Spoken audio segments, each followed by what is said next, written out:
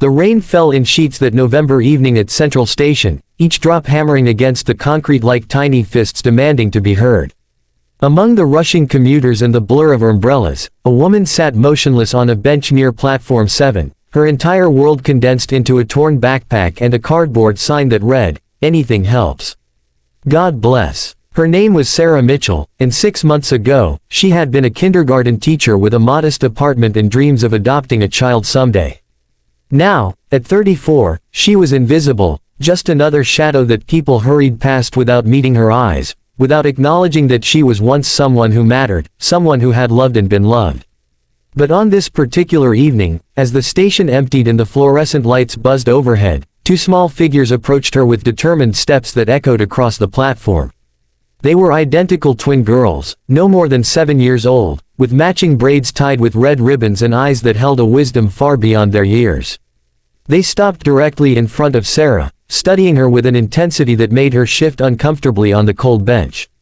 The bolder of the two, who would later identify herself as Emma, spoke first, her voice clear and unwavering despite the chaos around them.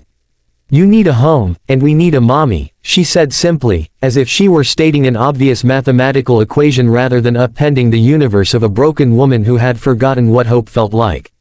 "If you believe in the power of kindness, in second chances, and in the miracles that happen when broken hearts find each other, please take a moment to like this video, share it with someone who needs hope today, comment below with your thoughts, and subscribe to our channel. Your support means everything, and it helps us continue sharing stories that remind us of the good that still exists in this world." Sarah stared at the children, her cracked lips parting but no words emerging. She had grown accustomed to being ignored, to people pretending she didn't exist, but these two little girls looked at her as if she were the most important person in the world. The second twin, who introduced herself as Lily, held out a slightly crumpled granola bar and a juice box, offerings presented with the solemnity of precious gifts.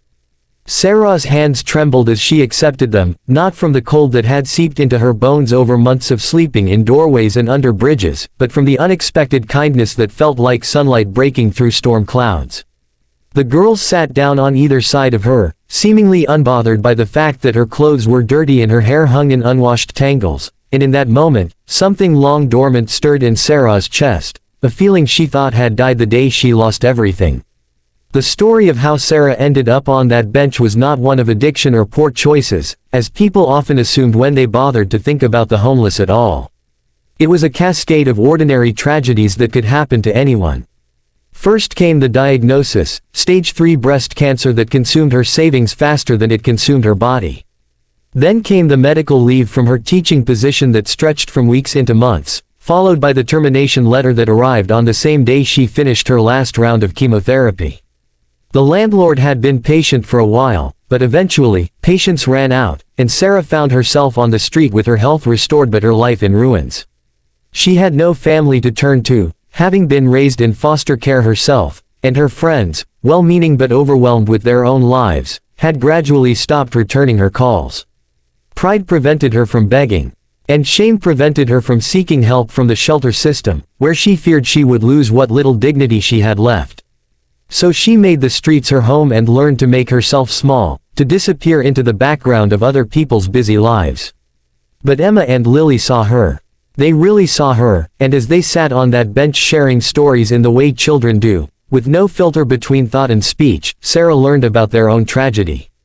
Their mother had died in a car accident 8 months earlier, and their father, a surgeon named Drive James Crawford, was drowning in grief and guilt and the impossible task of being both mother and father to two little girls who kept asking when mommy was coming home. The twins spoke of a big house that felt empty, of a father who worked late every night because coming home meant facing the silence, of dinners eaten in front of the television because no one knew what to say anymore, and of a hole in their lives shaped exactly like a mother's love.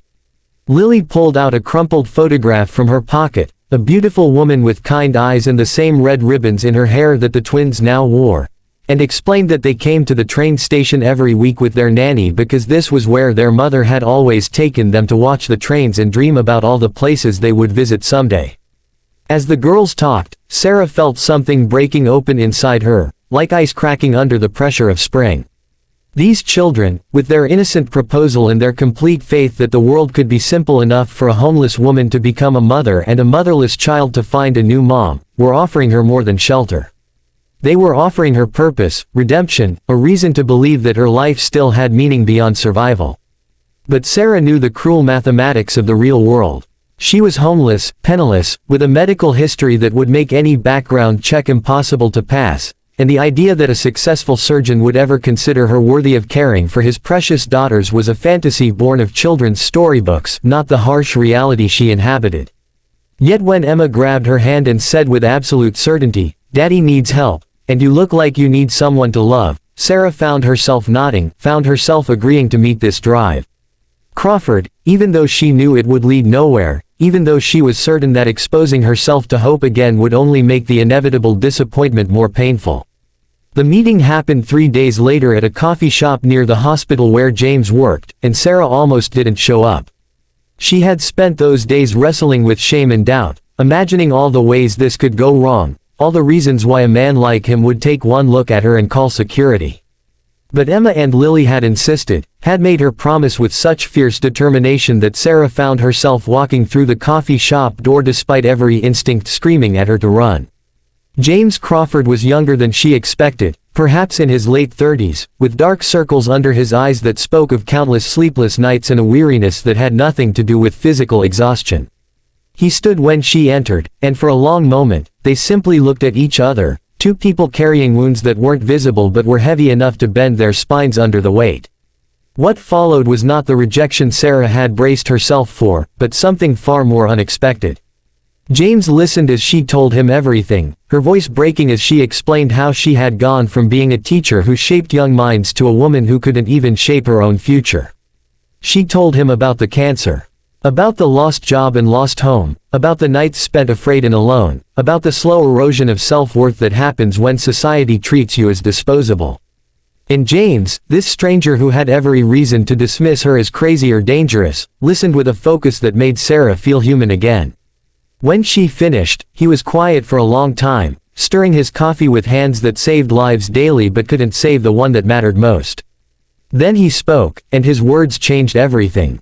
He told her that his daughters had been fading since their mother died, that the light in their eyes had dimmed until they met her at the station, and that when they came home that night, they were animated and alive in a way he hadn't seen in months. He said he had spent 8 months trying to be enough for them and failing, drowning in grief while watching his children drown alongside him, and that maybe, just maybe, healing didn't come from being strong enough to stand alone but from having the courage to admit you needed help. The arrangement they worked out was unconventional, perhaps even crazy by society's standards, but desperation has a way of making people creative. James offered Sarah the guest house on his property, a small cottage that his late wife had used as an art studio, in exchange for helping with the girls. Not as a nanny exactly, and certainly not as a replacement for their mother, but as someone who could be present in the way he couldn't, someone who understood what it meant to need family because she had spent a lifetime without one. He would pay her a modest salary, enough to rebuild a foundation, and in return, Sarah would show up, would be there when the girls came home from school, would help them with homework and listen to their stories and slowly, carefully, help them find their way back to joy. There were conditions, of course, background checks that she was terrified wouldn't clear despite her innocence, regular check-ins, boundaries that needed to be maintained, but James approached it all with the same precision he brought to surgery, carefully cutting away the obstacles until a path forward emerged. The first weeks were harder than Sarah could have imagined. The cottage felt too clean, too safe, and she woke up panicking every morning, certain it was all a dream and she would find herself back on that bench at the station. The girls tested her constantly, in the way children do when they've been hurt, pushing to see if she would leave like everyone else had left. James maintained a professional distance that sometimes felt like a wall, and Sarah understood that trust wasn't given freely when you had children to protect. But slowly, so slowly that Sarah almost didn't notice it happening, something shifted. Emma started waiting by the window for her to arrive, and Lily began leaving her little drawings under Sarah's door, stick figures of 3 people holding hands with a big house and a smiling sun overhead. James started coming home earlier, joining them for dinner instead of eating alone in his study, and the conversations that had once been stilted and careful began to flow with something resembling ease.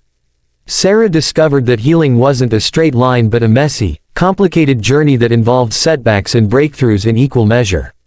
There were days when the girls cried for their real mother and Sarah had to hold them while feeling like an inadequate substitute, days when James looked at her with such raw grief in his eyes that she wanted to run rather than witness his pain, days when her own trauma surfaced and she locked herself in the cottage and sobbed for everything she had lost.